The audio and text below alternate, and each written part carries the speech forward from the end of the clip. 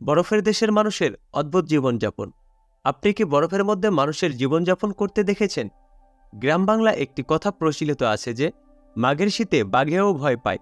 কথাটি আসলেও সত্য। শীতকালে মাত্র 15 থেকে 20 ডিগ্রি সেলসিয়াস তাপমাত্রায় আমরা এমন অনুভব করি, মনে হয় আমরাই পৃথিবীর সবথেকে শীতলতম স্থানে বসবাস করছি। অথচ আমাদের এই পৃথিবীতে এমন জায়গাতেও মানুষ বসবাস করে যেখানকার তাপমাত্রা নেমে যায় -90 ডিগ্রি সেলসিয়াসে।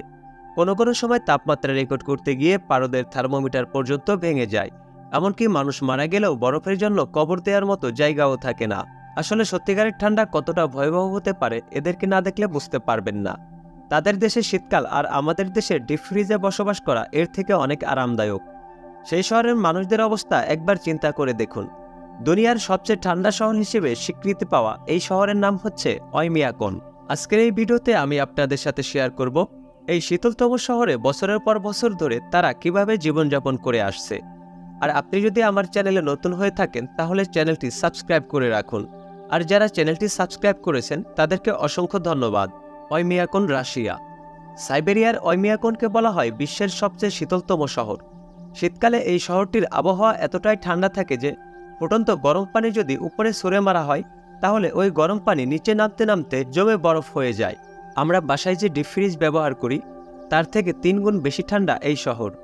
একটি ডিপ ফ্রিজের তাপমাত্রা থাকে সাধারণত -18 ডিগ্রি সেলসিয়াস, আর শীতকালে এই শহরের তাপমাত্রা নেমে আসে -50 ডিগ্রি সেলসিয়াসেরও নিচে। 1924 সালে এখানকার সর্বোচ্চ তাপমাত্রা রেকর্ড করা হয়েছিল -71.2 ডিগ্রি সেলসিয়াস। শীতের সময় এই শহরে দিনে মাত্র 3 ঘন্টার জন্য সূর্য দেখা যায়। আর এটা জেনে অবাক হবেন যে অক্টোবর থেকে এপ্রিল পর্যন্ত বছরের 7 মাসই বরফে ঢাকা থাকে এই শহর। সাধারণ শ্বাস প্রশ্বাস নেওয়াও অনেক মুশকিল হয়ে যায়। প্রচণ্ড তুষারের মধ্যে শ্বাস নিলে সিগারেটের ধোঁয়ার মতো বের হতে থাকে।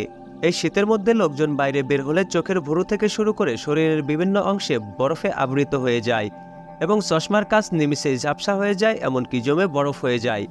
এই অস্বাভাবিক ঠান্ডার মধ্যে কলা ও অন্যান্য ফলগুলো ঠান্ডায় জমে লোহার মতো শক্ত হয়ে যায়, যা দিয়ে খুব সহজে হাতুড়ের কাজ চালানো যায়। শীতকালে যদি কেউ কাপড় শুকাতে দেয় সেটা জমে শক্ত কাঠের মতো হয়ে যায় এবং কলমের কালি পর্যন্ত জমে শক্ত হয়ে যায়, এমনকি খাবারের পানি পর্যন্ত জমে বরফ হয়ে থাকে। তবে এখানকার সবথেকে বড় সমস্যা হলো যদি এই গ্রামের কেউ মারা যায়, বরফের কারণে তাকে কবর দেওয়ার মতো জায়গা খুঁজে পাওয়া যায় না। মৃতদেহ সমাধিত করার জন্য আগুন জ্বালিয়ে সেই বরফযুক্ত মাটি কাটা হয়, আর এই প্রক্রিয়া সম্পূর্ণ করতে প্রায় 3 দিনের মতো সময় লেগে যায়। ওইমিয়াকন শহরটিতে প্রায় 500 মানুষের বসবাস। এদের প্রধান পেশা মূলত বল্গা হরিণ পালন, শিকার এবং মাছ ধরা। এখানকার মাটি বরফে জমে থাকার কারণে তারা কোনো ফসল চাষ করতে পারে না, তাই বল্গা হরিণ এবং ঘোড়ার মাংস এদের খাবারের মূল উৎস। শীতকালে এখানকার জেলেরা স্থানীয় নদীতে মাছ ধরতে যায়।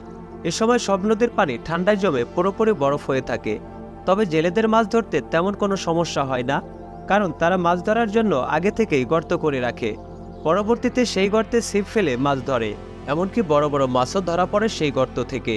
এই গ্রামের বাড়িগুলো দেখতে সাদামাটা হলেও এই বাড়িগুলো আবহাওয়া উপযোগী, কারণ তারা বাড়ির মধ্যে কাঠকয়লা পুড়িয়ে সর্বাক্ষণিক আগুন জ্বালিয়ে রাখে, তাই তাদের তেমন কোনো সমস্যা হয় না। ওইমিয়াকন শহরে খাবার পানির কোনো সন্ধান নেই। তারা পানি খাওয়ার জন্য একটি পাত্রে বরফ রেখে আগুনের পাশে রেখে দেয়, তারপর ওই বরফ পানিতে পরিণত হওয়ার পরে তারা সেটা পান করে। আর এভাবেই জীবনযাপন করে আসছে ওইমিয়াকন শহরের লোকজন। গ্রিনল্যান্ড। পৃথিবীর সবথেকে বড় দ্বীপ গ্রিনল্যান্ড। এই দ্বীপের 4 ভাগের 3 ভাগই বরফে ঢেকে আছে। সূর্যের আলো এই দ্বীপে আসে না বললেই চলে। সারা বছরই বরফে ঢেকে থাকে এই দ্বীপ। এই দ্বীপের উত্তরাংশে একজিমো নামের এক সম্প্রদায় বসবাস করে, যারা গ্রিনল্যান্ড দ্বীপের আদি বাসিন্দা। এরা এমন এক শীতার্ত পরিবেশে বসবাস করে যেখানে শীতকালে তাপমাত্রা নেমে যায় -50 ডিগ্রি সেলসিয়াসের নিচে। সারাদিন সারারাত তুষার ঝড় এবং বরফের মধ্যে তাদের বেঁচে থাকতে হয়। এদের গায়ের রং হালকা বাদামি, কিন্তু নোংরা থাকায় এদের ময়লা রঙের দেখায়। প্রচণ্ড শীতের কারণে এরা নোংরা থাকতে বাধ্য হয়। এদের আবাসভূমি সারা বছরই বরফে ঢেকে থাকার কারণে এরা বরফের তৈরি ঘরেই জীবনযাপন করেন। শক্ত বরফের খণ্ড দিয়ে তারা এই ঘরটি তৈরি করে এবং তাতে একটি মাত্র দরজা থাকে। সেখানে হামাগুড়ি দিয়ে এই ঘরে ঢুকতে হয়, আর জানালা তৈরি হয় এক খণ্ড স্বচ্ছ বরফের টুকরো দিয়ে। এই ঘরের মধ্যে তারা সিল মাছের চর্বি দিয়ে আগুন জ্বালিয়ে রাখে, যার ফলে ঘরটির মধ্যে গরম আবহাওয়া থাকে। কিন্তু বাইরের তীব্র শীতের কারণে বরফ গলে না, যার কারণে ঘরটি মজবুত থাকে। গ্রীষ্মকালে কিছুটা তাপমাত্রা বাড়লে বরফ গলার সাথে সাথে তাদের বাড়িও গলে যায়।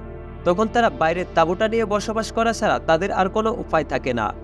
বরফ অঞ্চল হওয়ার কারণে এখানেও ফসল ফলানোর মতো কোনো ব্যবস্থা নেই, তাই প্রাণী শিকার করে এরা জীবনযাপন করেন।